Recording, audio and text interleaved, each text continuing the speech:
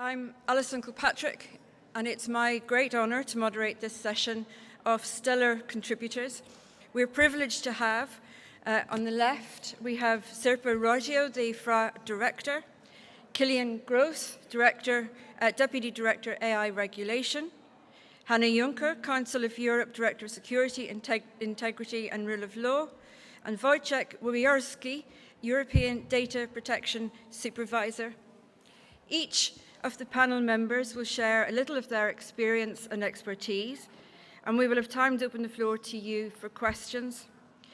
This session is all about the risks and potential rewards of the developing technology of artificial intelligence from the perspective of fundamental human rights.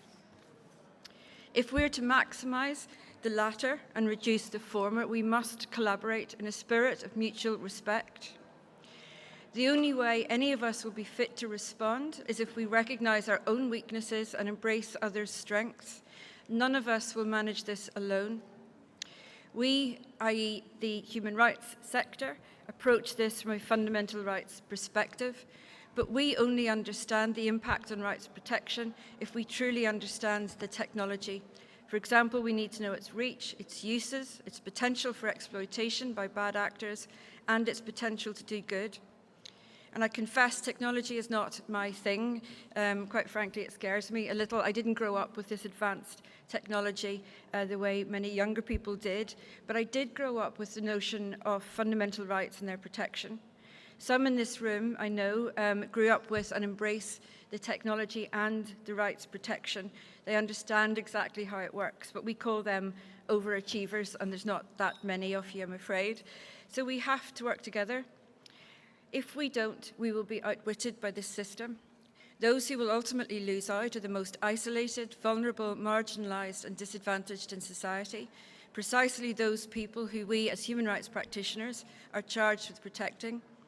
And if those who are developing and sharing the technology don't approach their work with a sense of responsibility and deference to its impact on rights, we will end up with a society that is unrecognisable, with rights violations going unchecked, and the technology itself becoming a source of suspicion, resentment and fear. Because AI has and will increasingly become indispensable, controlling our every move, we must be ready. A number of steps have already been taken, such as the EU AI Act and the Council of Europe Framework Convention on AI. Among other things, there are now fundamental rights impact assessments with a methodology and criteria developed by the Council of Europe's Committee on Artificial Intelligence. And they're valuable tools to assess and mitigate AI-related risks. But making these assessments has got to be effective, and that again requires joint working, expertise and strong oversight. For example, the European Network of National Human Rights Institutions recently published a statement on FRIAs, which outlines 10 concrete recommendations to the European Commission for ensuring that these assessments are meaningful, rights-based and impactful. The statement stresses the central role of deployers in identifying and mitigating rights risks and underscores the need for public consultation, transparency and fundamental rights expertise. It also calls on the Commission to develop robust guidance and tools to support effective implementation of FRIAs and close cooperation with stakeholders such as national human rights institutions. And I would say this, just because you can doesn't mean you should. And I would ask the tech people to not think of us in the human rights sector as your opposition. Don't look at us as dinosaurs holding back progress, but as voices of society who can be frightened at the speed of progress and the opacity of progress. ENRI and FRA have a record of advocacy for safeguards that truly prevent harm and promote accountability in AI development and use in Europe, values that can be realised through both the EU and Council of Europe frameworks. What we need are truly effective safeguards rather than bureaucratic exercises. So I'd encourage you all today, participate actively, ask questions, share experiences, challenge assumptions. We all have a role to play in ensuring AI serves the public good. And I think what's happening here provides a space not just to learn, but to connect, reflect, share, as we shape a rights-respecting approach to AI in Europe. Now, I've heard it said today that we can't wait for the law to catch up. Well, you don't have to. There is a framework of principles already in place. There are tools for assessing impact, And I would ask simply take a breath, weigh everything in a balance, starting with human rights protections. So we're going to begin with the much more important part of this session, which is questions for our panel, and I'm going to move down to join them. If you give me 1 second, I'm moving slowly, I'm afraid.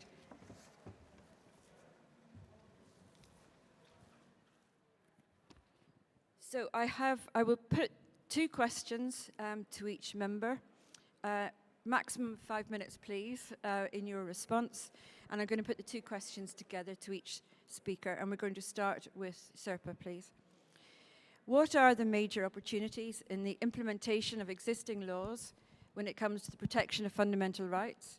And what fundamental rights challenges lie ahead when implementing these laws? Thank you. It's a real pleasure to be here. It's, I think, my first time that I'm in this type of conference. I'm the director of the Fundamental Rights Agency, and we have a very broad mandate, so I deal with many issues. So obviously, I'm also a generalist, more a manager. But the little conversations I managed to already have here, because I'm here mainly to listen and to learn and understand the context, it still seems that the same type of issues are being discussed, whether it's a conference about migration or corporate sustainability or AI. It comes to same kind of issues. What's the purpose of regulation? What is the impact of law or policy? So in some ways, I think we talk about common issues, and here we are discussing now AI and fundamental rights protection. And the reason FRA wanted to organize this is, of course, that fundamental rights are a little bit challenged these days and are often seen as an obstacle. And in all my career, I have worked in very different contexts. I jumped from law enforcement to economics, for example, when I went from the field to work at the World Bank. So I'm quite used to dealing with fundamental rights in different contexts. And so far, I haven't found a field where you don't have some, resonance and impact of fundamental rights on the different discourses. So I'm hopeful that also within the AI, within the artificial intelligence, digitalization, we will be able to show that fundamental rights can be a useful addition, useful tool to make sure that we have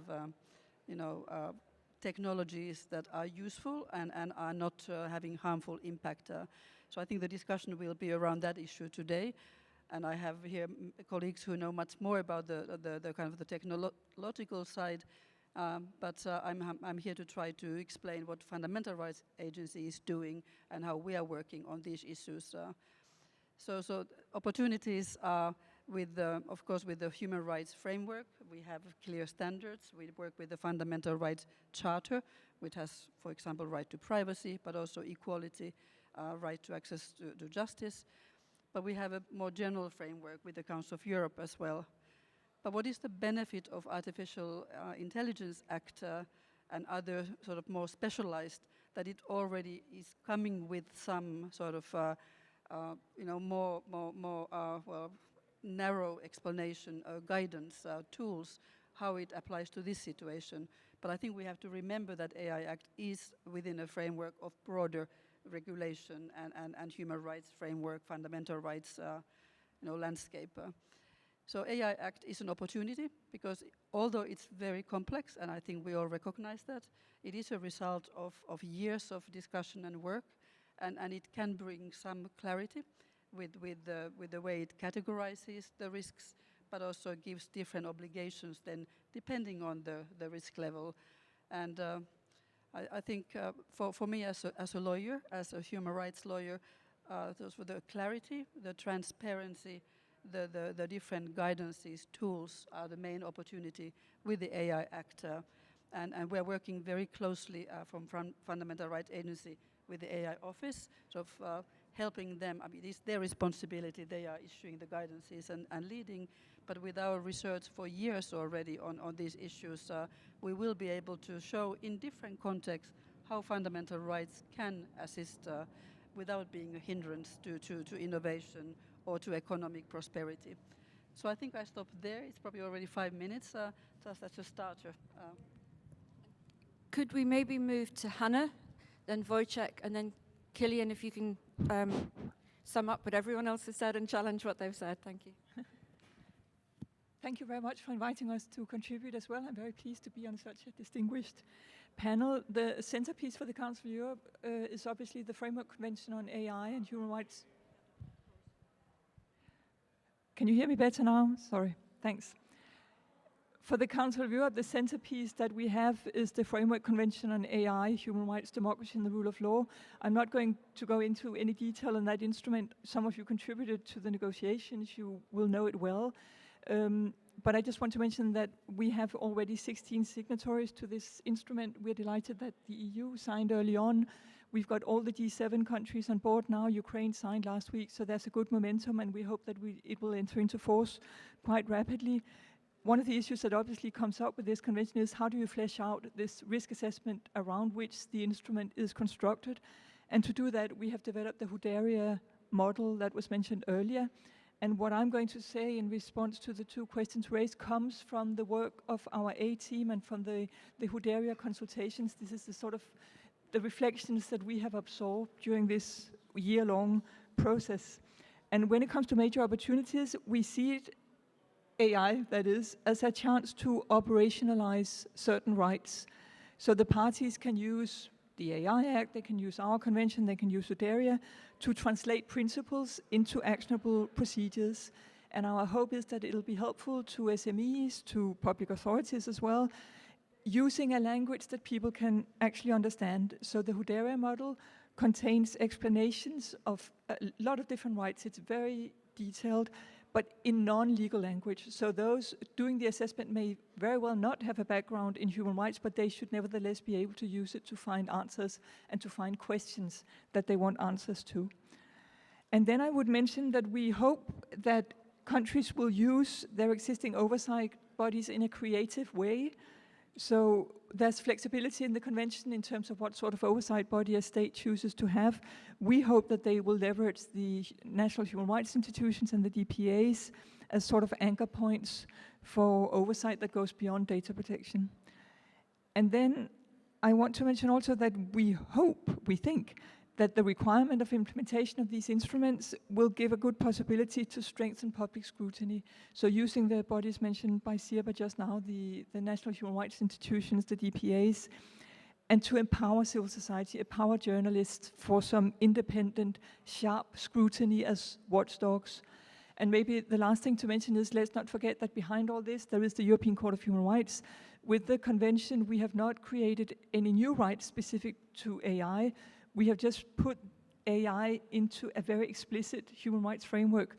But the European Court of Human Rights, for those who are subject to its jurisdiction, will continue to provide case law and binding decisions, which is reassuring, I think, in many ways. I will stop there. Thank you very much. Thank you very much. And I also would like to thank for the possibility to take part in this panel with the friends whom we are working with on this topic already for years. We have established cooperation with Fundamental Rights Agency, whose work is providing us with the enormous knowledge on the both the citizens' approach to the privacy and data protection, but also to the AI, to the artificial intelligence. I also happy of the cooperation on day-by-day basis with the Artificial Intelligence Office, and Killian Goss is here to represent them. And I also want to congratulate the Council of Europe and for the possibility to have the first international convention in this field. So what are the opportunities? Where are we? What we are going to achieve by having these two legal acts? One is the Artificial Intelligence Act in the EU. The other one is the Convention for the Council of Europe, where both of them, despite they played a different role in the society, they are supplementing, as it was said, the legal ground that we had so far. The role of the Artificial Intelligence Act is first of all to promote the the functioning of the internal market. So this is the act which goes to the very practice of the cooperation between the entities on the market. But at the same time, it promotes the human-centric approach and trustworthy AI. Goes back to the fundamental rights, goes back to what we try to achieve as the EU. And the prior identification and analysis of known risks are in the background of the activity as far as the Artificial Intelligence Act is concerned. Both AI Act and convention, the Framework Convention of the Council of Europe, complement the existing legal framework on the data protection as well. So we do not have something instead of the data protection law.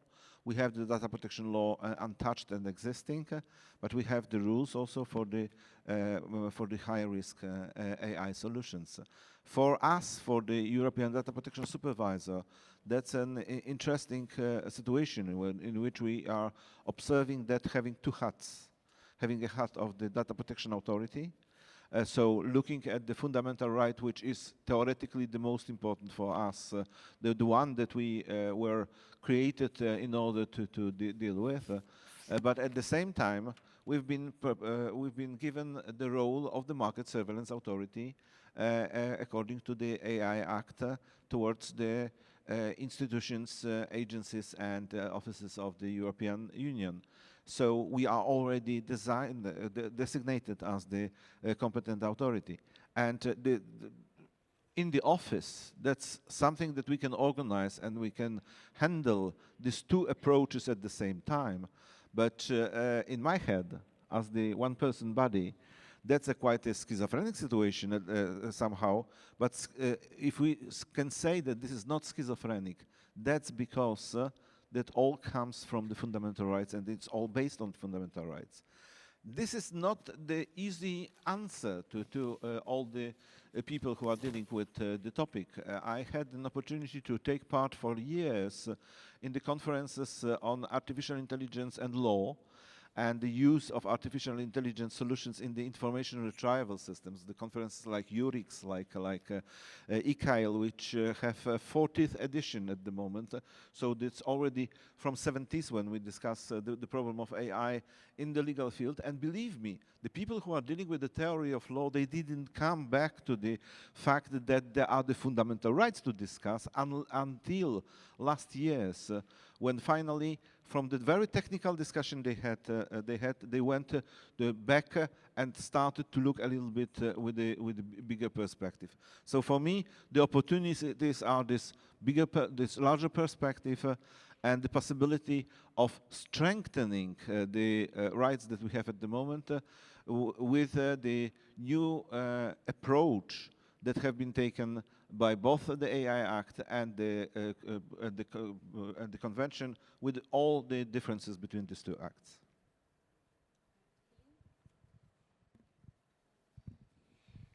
Thanks a lot for having me and for this very good occasion to discuss these important issues, fundamental rights and artificial intelligence.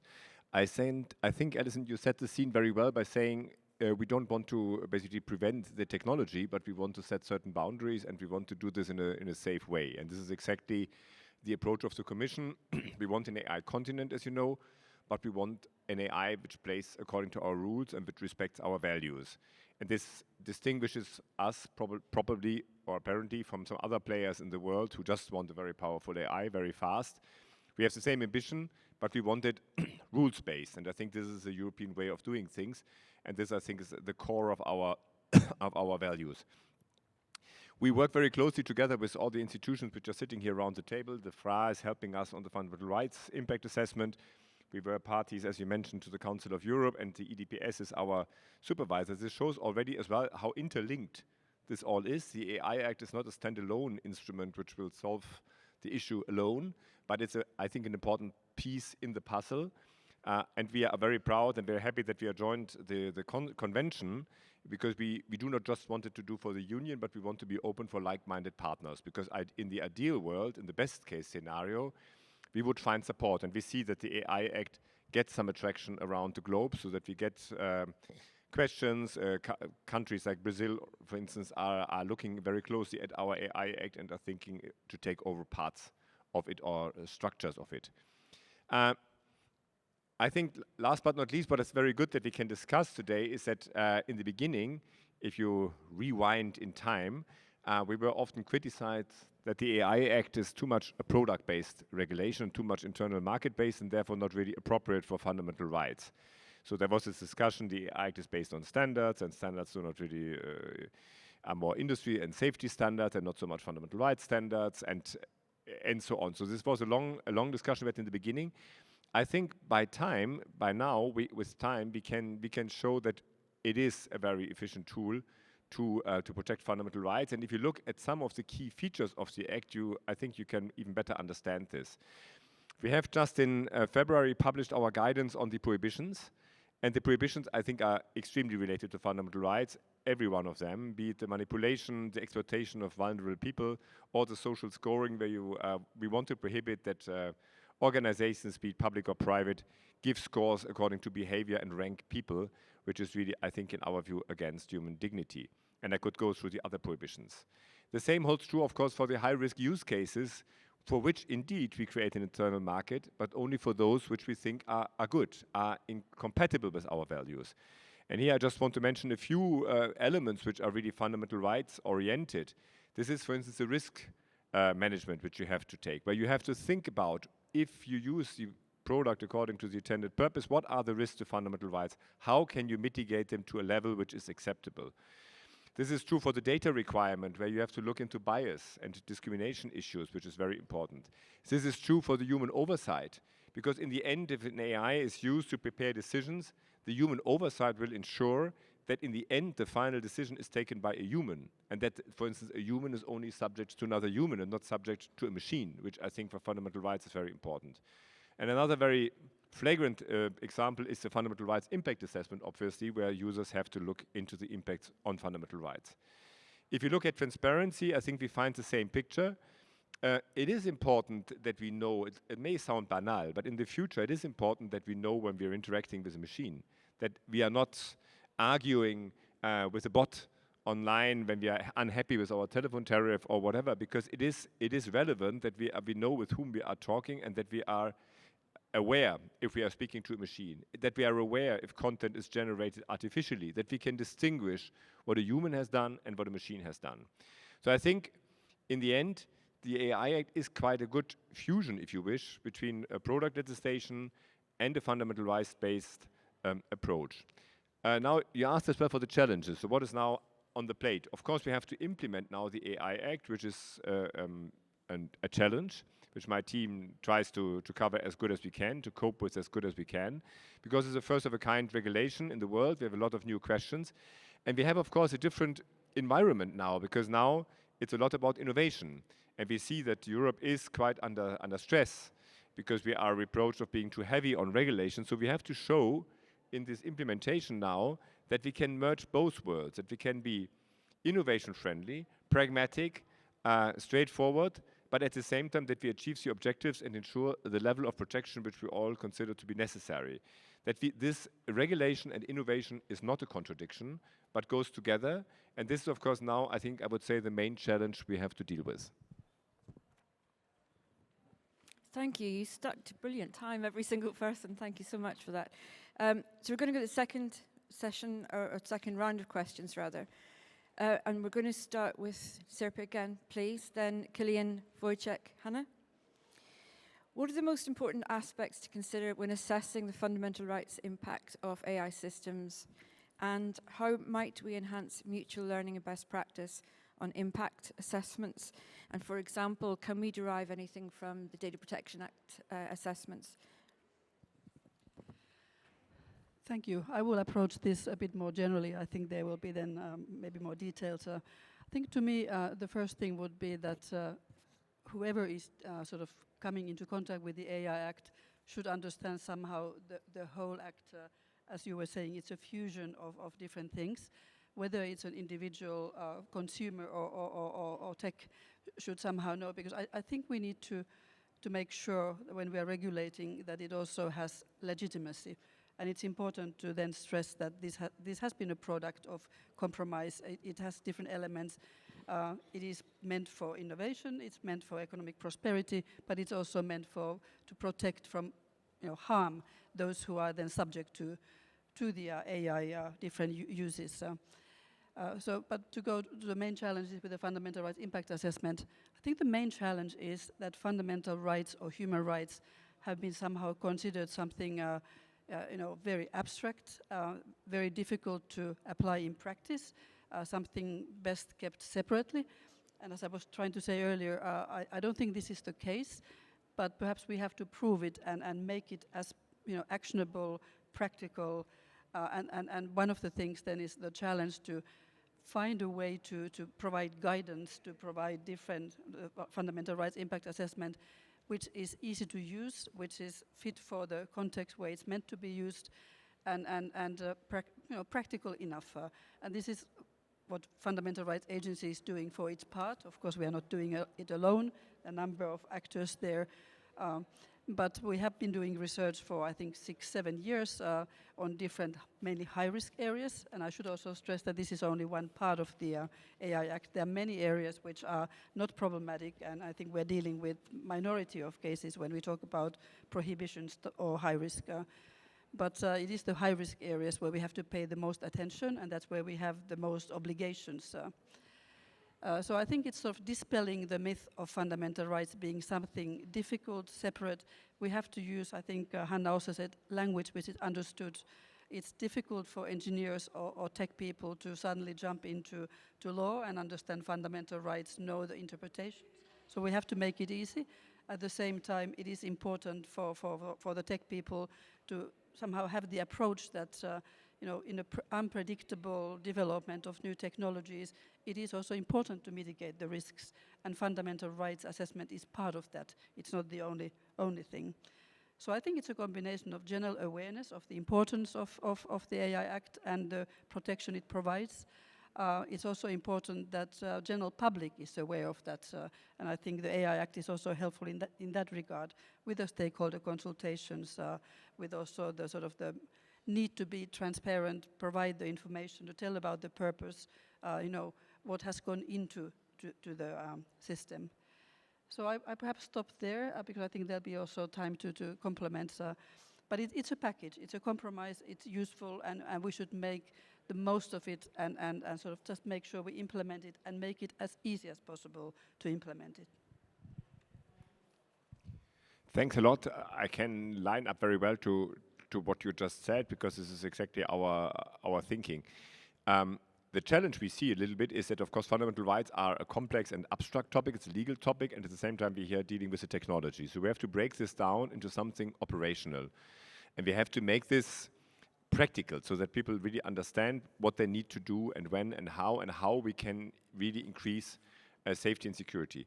And this is, I think, what we really try to do, and what we tried to do in the AI when we were pretty concrete in the annexes, when we try to identify what are the use cases, when is something high risk, what is prohibited, and not just hide, if I may say so, in parentheses, behind abstract notions saying, you have to assess the risk, and if you find the risk too high, then do this and that. Because that, of course, leaves the individual with an assessment, and we all know that risks are difficult to assess. Now, of course, this is not a banal task to translate a fundamental rights protection into standards, into safety measures, into mitigation measures, and to ensure that this works. In particular, as we have a risk-based approach and risks and fundamental rights, this risk-based approach and fundamental rights, there is a natural tension because fundamental rights are very wide. They cover a huge terrain. At the other hand, you should focus on the main risks. And we tried this in the Act by saying, look at the intended purpose, look what you really want to do with it, what is most likely to happen, and mitigate against this and focus on this. Because in the end, what I think is accepted, if we create something where as well the operators see this brings added value, and this is not just a bureaucracy, this is not a bureaucratic exercise which I have to do for my lawyers, I'm a lawyer myself, I may say so, in order to protect me against liability, but this improves my product, this improves the thing I'm doing. And I think in Europe we have a quite good tradition in being good in producing high quality goods, be it medical devices, be it cars, others.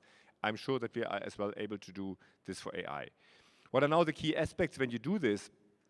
I think a key element beside being clear is that you touch on the whole life cycle. You cannot just look at the AI at one point and then release it on the market, because it will continue to learn, it will continue to develop. You need to have a life cycle approach where you have as well an ex post monitoring to be efficient. The third thing is you need to be future-proof. The real big challenge with AI is, of course, that it's changing as you look at it. And we had this already in the legislative negotiations when the general purpose AI models came up.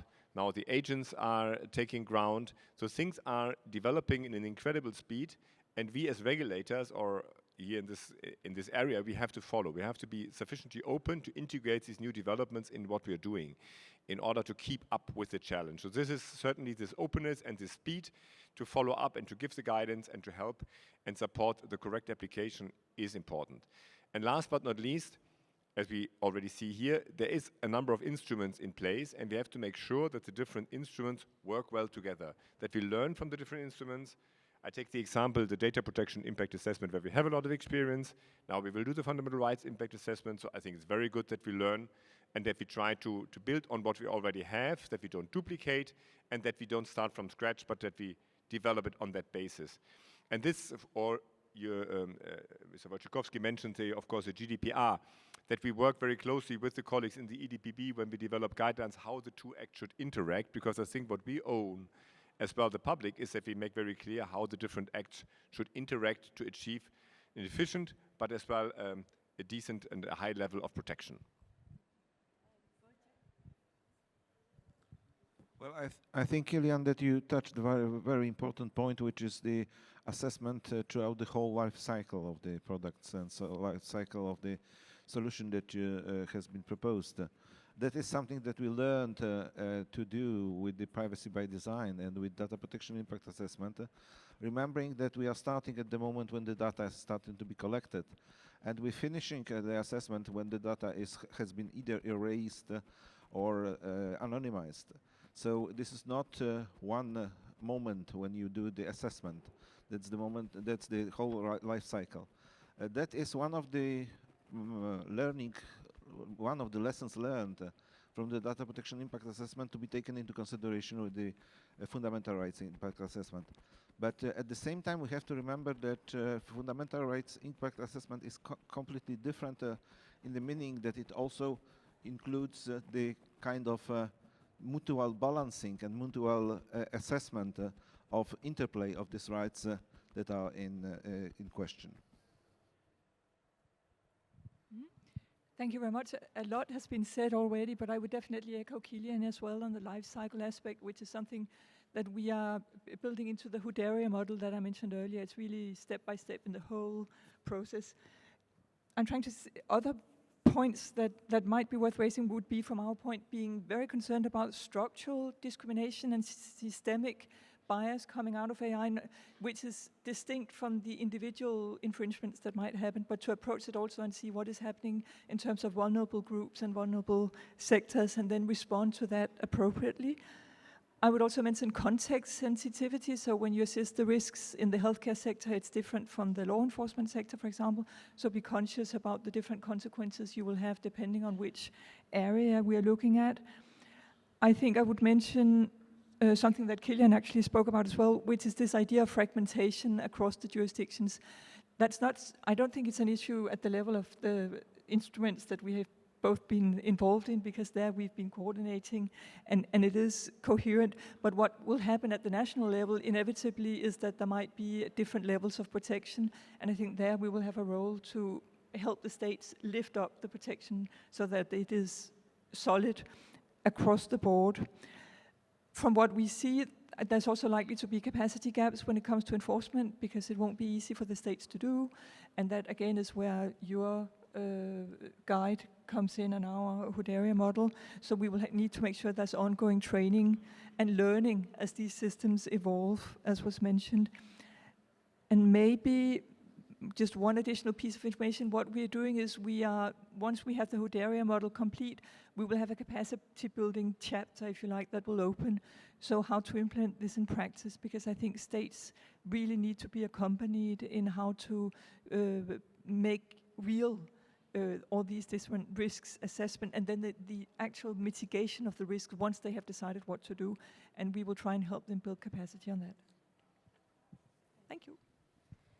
We're going to move shortly to questions from the audience, but before we do, and I now know that you're going to be the first one, before we do you have any reflections either on what has been said, or if I could actually maybe just put out a thought, do you have any plan or strategy for dealing with the speed at which this technology is developing in terms of assessments and regulation? It is breathtaking how quickly things change, and are we ready? Whomever would like to. Perhaps I start and then I pass on. This is, as I mentioned already, is a big challenge, and this is a general challenge for legislators and regulators in this area. So you need really to think about how can you make something future-proof without making it completely open and therefore difficult to manage. What we have tried in the AI Act is that we have a lot of dynamic elements in this. For instance, on the high-risk cases, we work with standards which can be adapted over time. So what we call a co-regulatory approach. On the GPI models, we had this innovative idea to work with a code of practice with the stakeholders. We have 1,000 stakeholders coming together, and this, of course, will not last forever. This will, of course, have to be revised.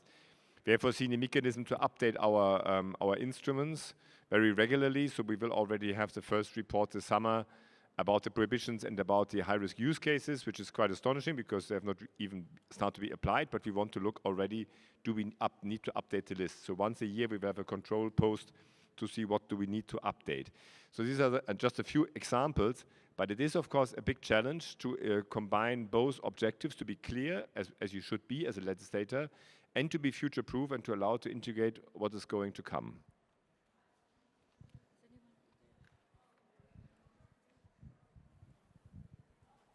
Thank you. I agree with that. I would just add a couple of points. One is that our convention is also technology neutral, precisely with the view to hopefully staying relevant.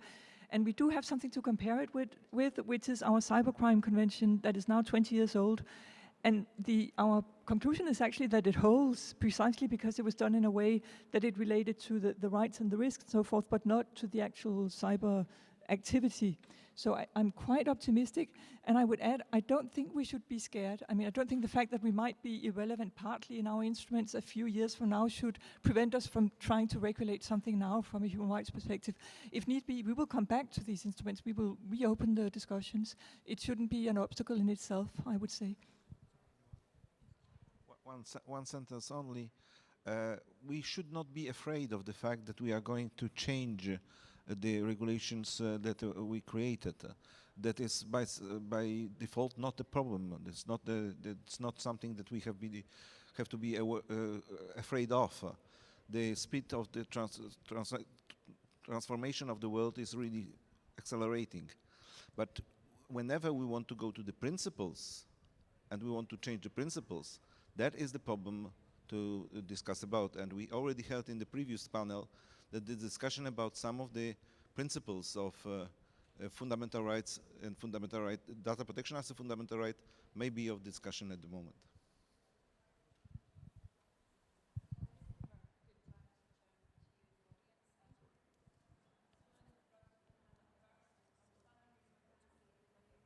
Quite a bit of time, so should we start here?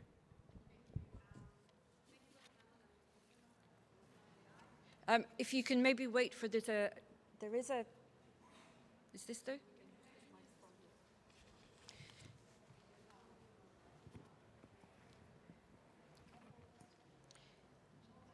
It might be easier to pass the microphone around, if that's okay. Okay, thank you. Again, my name is Ronit Wilmersdorfer from Applied AI. Thank you for the panel.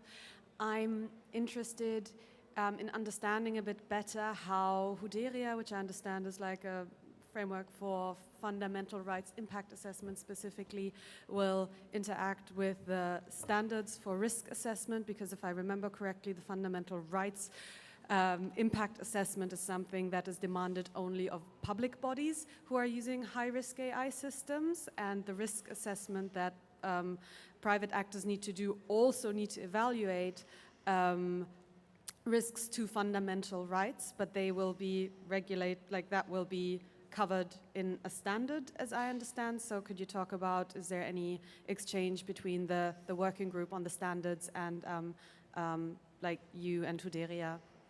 Thank you.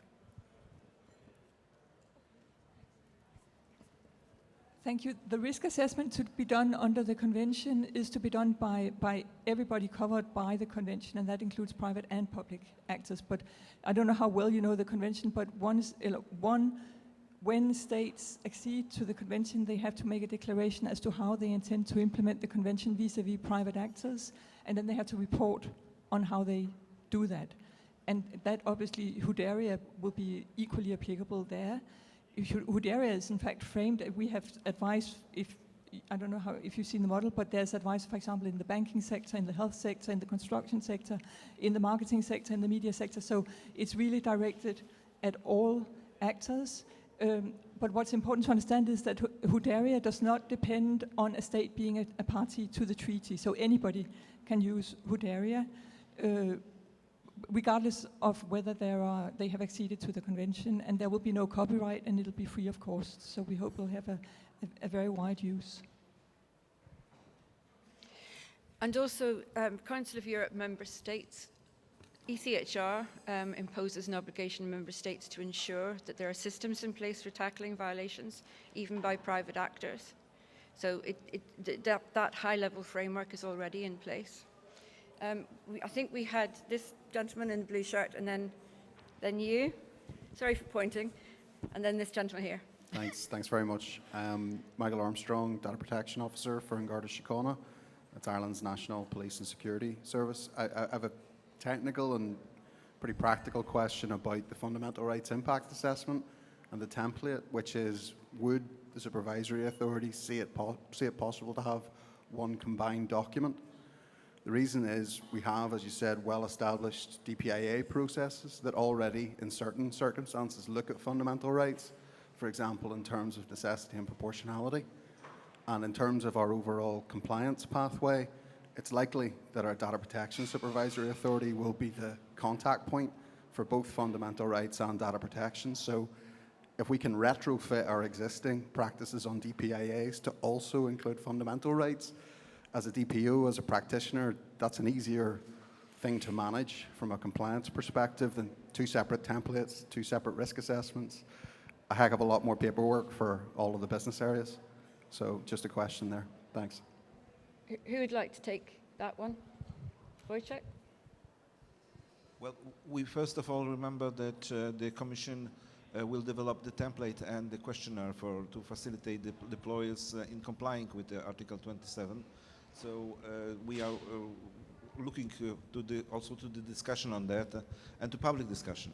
So that is one of the things which we have to remember as the role of the Commission as far as the AI Act is concerned and the DPIA. And just to complement, if you read Article 27, you see that the legislator already thought about this, the DPIA, and said they should, as far as possible, take this into account. So this will indeed be one of the key points we will have to discuss, how to organize this best in practice. And I think I would just simply add that it may, I'm sure it's annoying to have to do it twice, or at least what feels like doing it twice, but bureaucracy is also accountability, and sometimes we just have to put up with paperwork. I know it doesn't address the substance of what you're saying, but they are different, and I think they were deliberately meant to... Sorry? Oh, can you not hear? Sorry. I won't repeat that again. Did you hear what I said? I'm the least important voice in this room. So we had, yes, you next, then white shirt, and then I'm going to pause for a sec. We've one more here. I just want to make sure I've seen everybody. Yes, okay. Stamatis Anousis from European Investment Bank. I wonder about the composite finance retail products like life insurance that is marketed like security. Could I ask you, sorry, would you mind repeating, and we can just turn that up a little, or maybe hold it? Okay. That's better. For composite finance retail products like life insurance marketed as securities, this trigger a mandatory FRIA for the underlying layer, yet the same AI pipeline allocates investments. How will the AI office template and Huderia methodology ensure both discrimination in underwriting and mis-selling in investment advice are captured without forcing to separate assessments? And if there is, let's say, a potential for cross-fertilization between the two frameworks now that are still in drafting, let's say, phase. Can you repeat, because I didn't understand the beginning.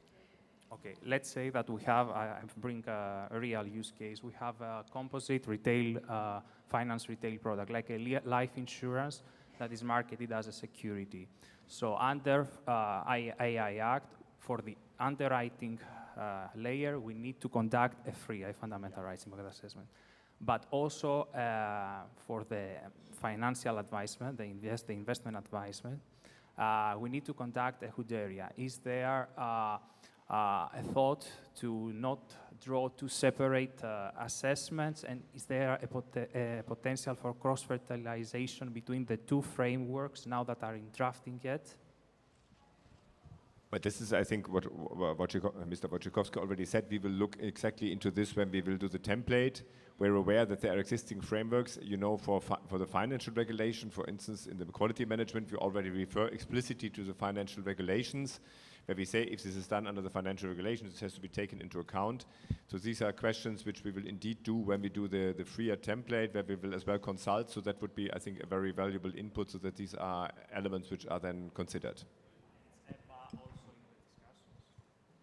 If I may just add, Huderia is legally non-binding, so there's no obligation to do what is in Huderia. It's a tool, and that's why I said earlier it's not dependent on being a party to the treaty, so it's entirely complementary to what the union is doing. Okay. But let's follow up. EBA is in the discussion to see if Huderia should be implemented by finance sector. I couldn't hear. European Banking Authority is in this discussion, so that ensure that member states will make Huderia enforceable if it is necessary? No. I think that might be a misunderstanding. It's really just a tool. And for us, just to finish, I mean, normally on the EU level, our starting point for the Council of Europe was that we are fully supporting and we are adhering, but we think that the AI Act is the key instrument to transpose and implement the convention in Europe. So in principle, there is no need to go beyond the AI Act and to repeat something. So that was as well always is a key line for the institutions. Yeah, good morning. My name is Philipp Reth. I'm the Chief Privacy Officer for Allianz, an insurer. So we have a lot of high-risk or some high-risk AI. Thank you first of a very insightful panel. I want to build up a little bit what the gentleman from Dublin said before. So if you see, you know, all the European regulations coming towards AI for financial services company, we have the human rights impact assessment from the AI Act, right? Then from GDPR, we have the privacy impact assessment. Then we need to do the information security risk assessments. And then last but not least, we have the third-party risk assessments coming from DORA, right? So, you know, I'm the compliance guy, and if I then go to my business, you have to fill out, you know, all these several hundred questions resulting from these 4 assessments. I have a hard stance, right? And that's why I really like what you suggested, that you, perhaps from the European side, also try not to see that from your lenses, but to combine your lenses as much as possible. And especially when you're recommending assessments, it really would help the businesses, you know, to get one holistic assessment, you know, taking, let's say, digital resilience fully into account. I mean, we can do that, you know, at industry level as well. But, you know, if that's coming from Brussels or the Council of Europe, I think that would be a great idea. And I think the beauty of this event is that it recognizes that neither of us are standing alone, that we have to get together, but that takes longer than technology takes. So it is a question of improving and streamlining where possible. Does anybody want to? The fact that there's a matrix of regulations and also matrix of regulators was always in the opinion of the European Data Protection Supervisor. We said that both the scope of the supervise and the way we supervise and the way we enforce them have to be coordinated. And of course, once again, there's a lot of work which Commission is preparing at the moment as far as this coordination is concerned. But we also try to add to that our own discussion. And the EDPS has proposed just a few months ago to establish again the digital clearinghouse, where there will be the forum for the discussion between the European regulators, but also the regulators from the other parts of the world, both from the data protection point of view, but also from the consumer protection point of view and competition law, and probably also the sectoral laws, and definitely the financial law and financial sector and health sector are the first one to join.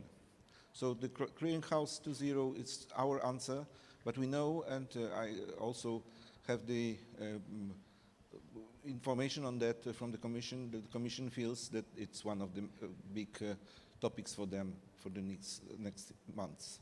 Okay, thank you. And can we get a microphone to this gentleman here?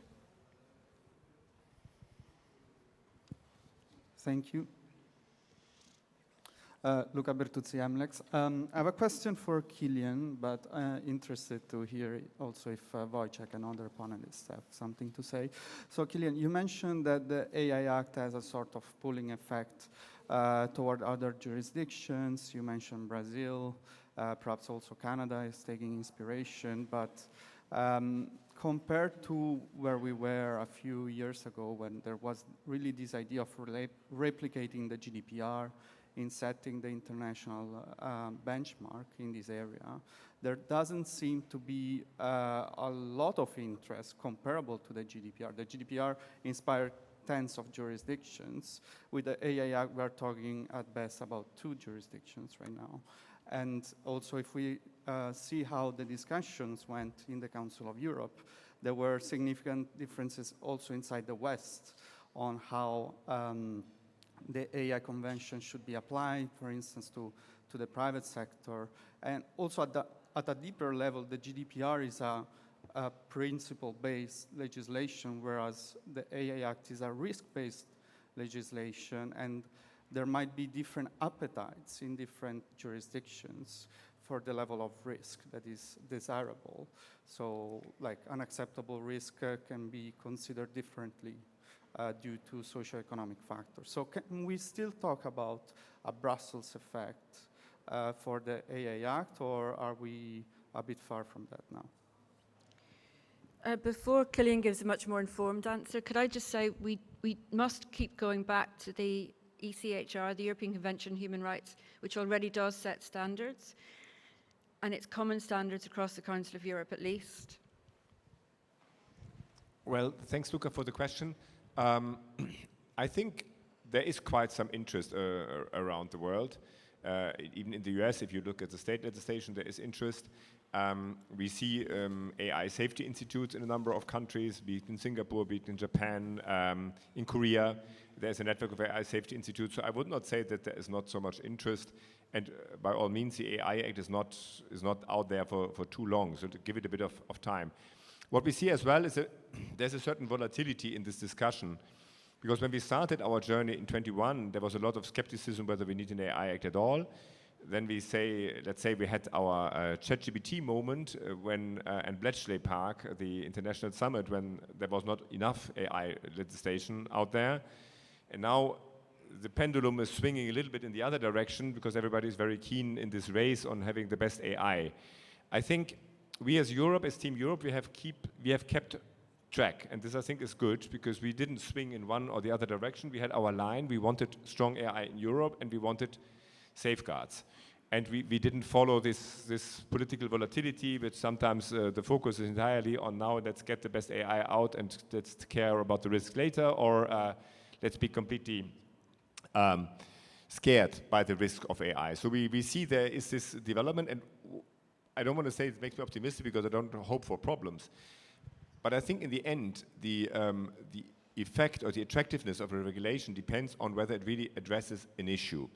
And I believe, and we believe, that AI addresses such an issue, because the problem of discrimination, and we have seen this as well in Europe, where we had cases like in the Netherlands with the social welfare, where there are real cases, where there are real issues, the different jurisdictions will have to find solutions. They may not all come to the exactly same solution as we have found. I agree with you, there may be different ideas about what should be prohibited, but I think there is not an endless amount of ways how you can solve this. And I think this idea that you have a risk-based approach, that you distinguish, you may then differentiate yourself in which kind of risk you find for a given nation or block or entity you find unacceptable, or what is the first on your list. This I would admit. But I think that this idea that you will need to address these risks and that you have to find a comprehensive scheme for these risks, that I'm still quite optimistic that it will be pretty compelling. I just want to thank for your opinion about the special role of GDPR and special Brussels effect of GDPR. Of course, I would agree with it.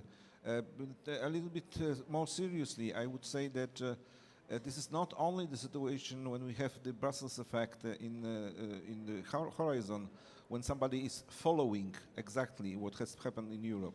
But even the situation where the new solutions or the lack of solutions is compared with Europe and discussed as probably other approach to the same challenge is something which is also interesting for all of us and which we should remember about. What I'm worried a little bit is the fact that there is a part of the possible legislation on AI which have been skipped or rather freezed by the European Union. That's the liability directive.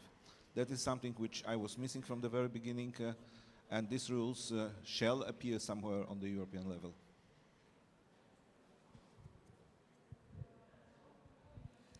Just want to also echo a little bit that I think we cannot look at AI Act separately from the high level of human rights protection that we have within EU and within broader Europe. Because AI Act is, of course, doing the sort of the fundamental rights safeguards, and as far as I have been able to see in my fairly long career in many parts of the world, there's generally also sort of interest and pull factor to the high level of protection that we have. And my concern would be that we will be able to keep that up rather than sort of go with the, you said, political volatility. And I'm very happy if that's the case. Yeah, I think this is the main point, that we should not give up on the strengths that we have because of things happening outside. And I think that's part of the package there. At the same time, we have to be simple enough because, of course, with many layers of different protection, national, constitutional, EU, we have to be able to show simply the message, what is the core element of the protection. Otherwise, we get lost with our very complicated system. But I think these go hand in hand, and I think we should try to keep it that way. Okay, and just before you, the lady behind you.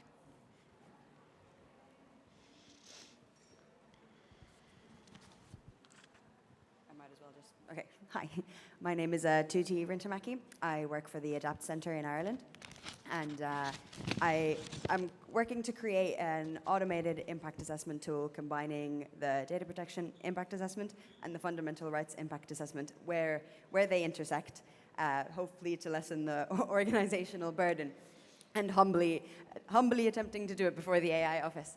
But I wanted to ask all of you, what kind of approach, what kind of findings, and what have you done to map the connection between specific risks and their impact to specific rights? So how are you approaching the relationship between the two and connecting the two? Thank you.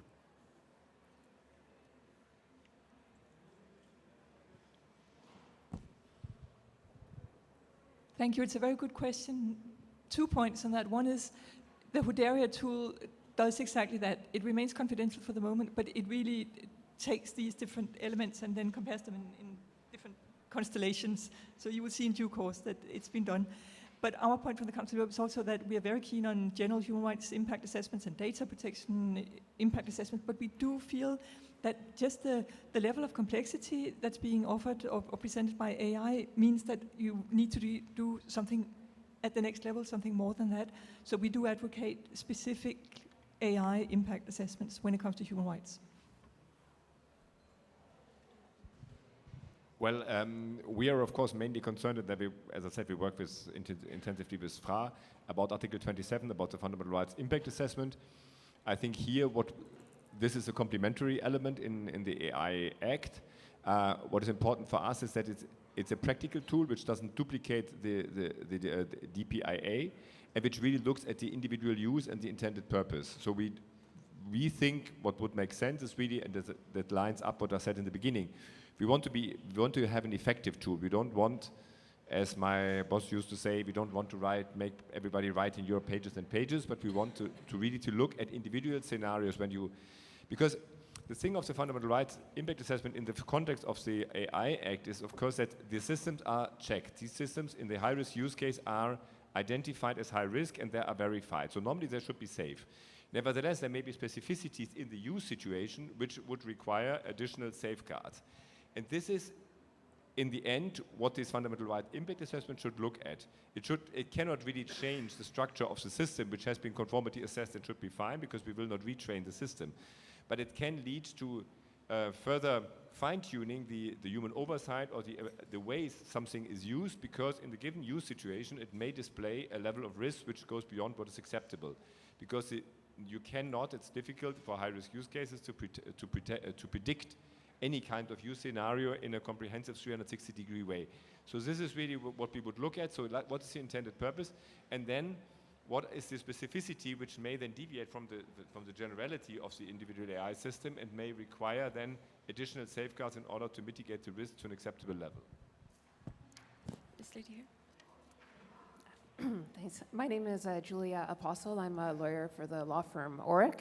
I have a question about enforcement, since that is kind of where the rubber hits the road when it comes to the protection of fundamental rights. And there's a lot of curiosity, and I'm wondering, this is not a question for Killian, about how the AI office is envisaging its role as an enforcer alongside the member state MSAs, and whether or not you have any insights that you can share about future cooperation strategies, how priorities will be set, and how the AI office will be exercising the powers granted under the AI Act. Thanks a lot. I certainly have some insights. I'm not sure that I can share everything. But I mean, the key structure is, of course, that the member states will enforce their part on transparency, high risk, and prohibitions, mostly. I have to say mostly. We will ensure with the different subgroups which we have set up under the board, and with this very intense dialogue and the guidance we will give, that this is uniformity.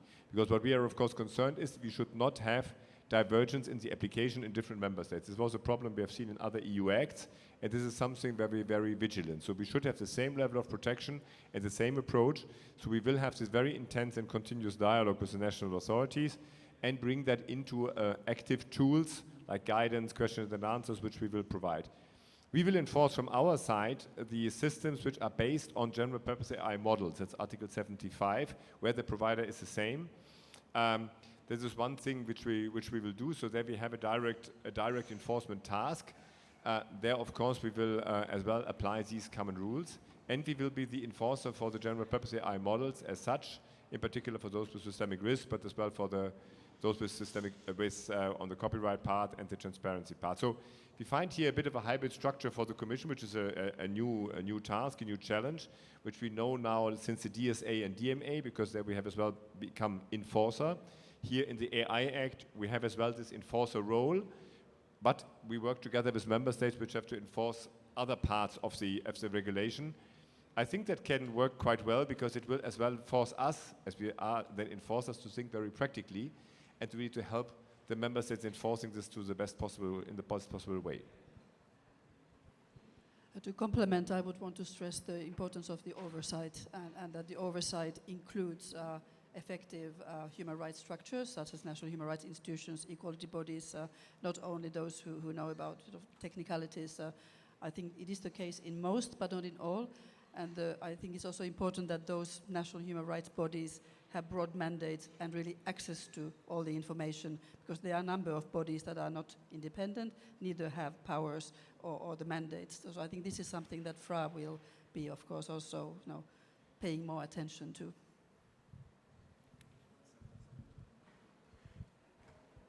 One sentence only, and we will use the same rules and the same tools, having the supervision over Commission and over AAA office. As head of a national human rights institution, we also have a legal clinic, and we have people coming in all the time, fearful that things have happened and they don't know what it is or who they would sue or what they sue for. So it's that level of enforcement with something like this is what's critical, I think, because you can't litigate your way around this, I don't think, individuals. And we have a question here. Thank you. Eduardo Ostrom from the law firm Hogan Lovells. The EU AI Act has an extraterritorial effect, by definition. But fundamental rights, the concept of fundamental rights is a very European concept. So my question is, how do we collectively explain what fundamental rights are and how to understand it, how to implement them in practice to an American audience, to a Chinese audience, to an Indian audience? Because ultimately, the developers of AI in these jurisdictions will be subject to the EU AI, and they need to understand what we mean when we are talking about the protection of fundamental rights. May I just, sorry, I probably shouldn't be answering any of these questions, but the beauty of the human rights framework is that it is actually global, and most nations have a very similar framework. So you have the Universal Declaration going right across the globe, but I'll let the experts give you a more specific answer. For other context, I work with companies and people who are based in the US, who are based in China. As universal as human rights should be and should be understood, they do not understand the concept of fundamental rights in the way we do in Europe. That is a reality. I'm not saying they don't have the capacity to understand it. I'm just asking what steps do you propose we can all take to help them? Well, I share your view that fundamental rights is not just a European issue, but a global issue, and there are universal fundamental rights. But I understand what you're saying, that even if we have a universal agreement on fundamental rights, there may be different understandings given different cultural traditions. I think for us as a legislator, this is what I tried to say in the beginning.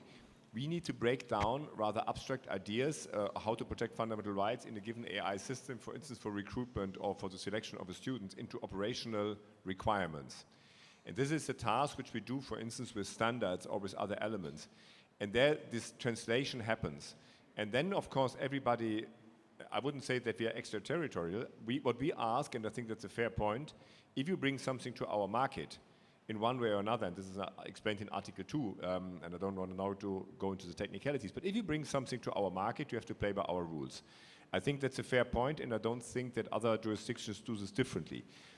And what we have our rules and our understanding, and we break this down into operational standards and guidance, and we will be as operational as possible so that everybody knows what he or she is supposed to do, based on, of course, our understanding of fundamental rights. I completely agree with that, and again, on the understanding that human rights are universal and the system around them is as well. I would say you should tell your clients to lobby their governments to accede to the Council of Europe Framework Convention on Human Rights, which is a globally open instrument and which provides a level legal playing field, which is what I think companies are looking for, and being able to have that cross-border simple relationship. And I would just add that, of course, the US have already signed the convention, Japan has signed, Canada has signed. I don't think China is about to sign, but it is pretty global already now, and it's backed up by all the nitty-gritty analysis that we will in due course have from the implementation of the AI Act, which will certainly inform how the Framework Convention is implemented as well. I think Eduardo was also provocative. He's one of the biggest specialists in data protection law, and the data protection as a fundamental right is one of these fundamental rights which are not recognized in several other jurisdictions, including United States. So we know what are the answers, we know how to deal with it, and we know what are also the limitations of the situations when not all what we think the fundamental rights mean will be understood in all the jurisdictions around the globe. I should say one of the greatest speeches about universal human rights was made by Eleanor Roosevelt, so you could share that just to be a little trite. Did you want to? No. I think then if we don't, I don't see any more hands. We do. We've time for one more. I think one quick one, right at the back. Is there any chance of getting that?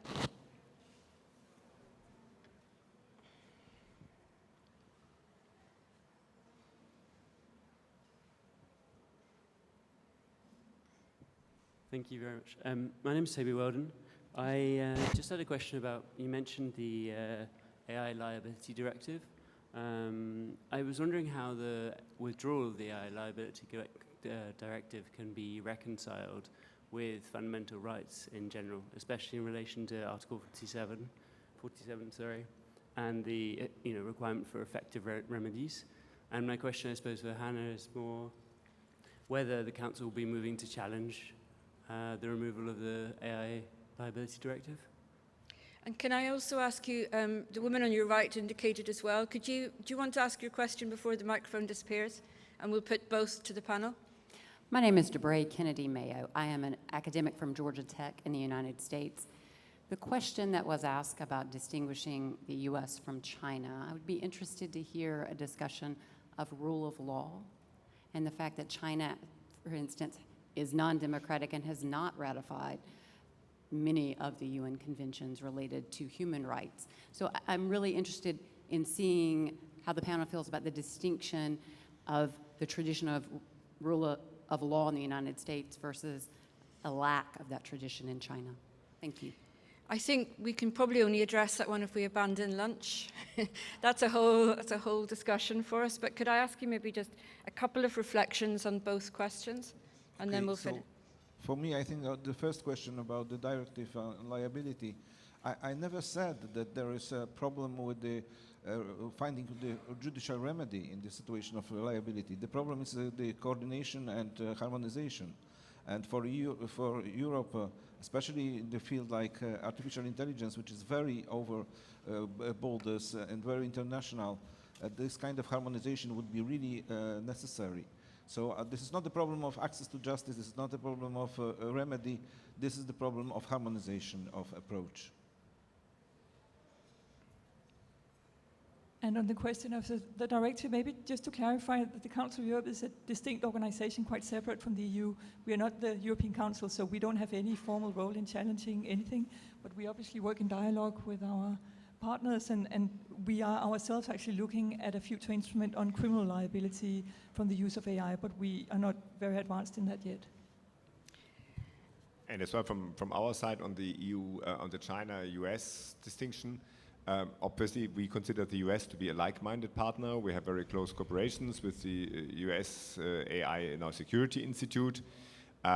China is different. We see as well that China has a law on generative AI, and it has completely different objectives. Obviously, the Commission has a China strategy. You may know where we consider this as to be a competitor, who we trade, but we nevertheless compete. Whereas the United States are a partner for us. I think that's a good time to conclude, because I can hear your stomachs rumbling from here, certainly mine is. All I would say in conclusion, I'm going to be very brief, is that we clearly have, from what's been said, a lot to do, and we clearly have to do it together. AI, with both its benefits and threats to rights, is clearly here to stay. It's likely to develop quickly and present challenges we haven't even thought about yet. But we do have the skills, the experience, and the determination to work together to ensure a healthy society in which common humanity prevails, and each human being continues not just to survive, but to thrive in a manner that is respectful of their dignity and autonomy. And that should be a banner line, really, when looking at anything. And very last thing I will say is human rights are, and this is maybe to answer your question, they protect the essence of what it is to be human. And AI is, as I understand it, the ability to display human-like capabilities such as reasoning, learning, planning, creativity. You can easily see how they can come into immediate opposition with each other, but also how they can help each other. But AI isn't ashamed if it intrudes upon someone's privacy. It doesn't feel pain if it loses its autonomy. Human rights breaches are very hard to recover from for an individual. And I fear that what happens is we jump way ahead, the damage is done, and then we think about it afterwards. So let's think about it in advance before we get too carried away in enjoying the technology. But also, please, those of you who are cleverer than me, please do make good use of technology, because it will benefit all of us, including in the area of rights protection. And with that, can I simply say thank you very much for your attention, and thank you to the panel. Can we maybe give them a round of applause? I don't know if you do that here. Thank you.